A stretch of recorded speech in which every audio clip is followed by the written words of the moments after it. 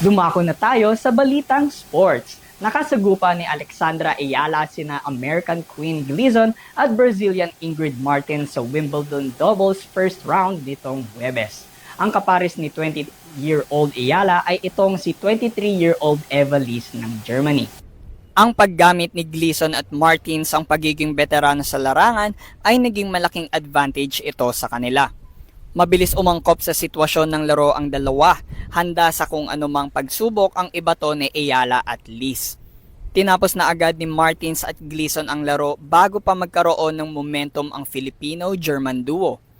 Natapos ang laro sa final scores na 6-4 at 6-2.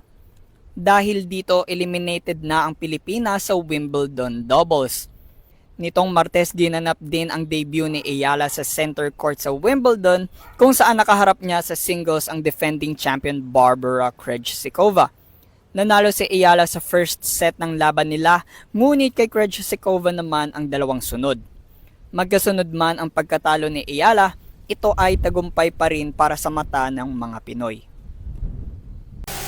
Abangan ang mga susunod na balitang sports dito lamang yan sa EuroTV News. Ako muli si Kyle Basa. Balik sa inyo, Vanessa at Mia.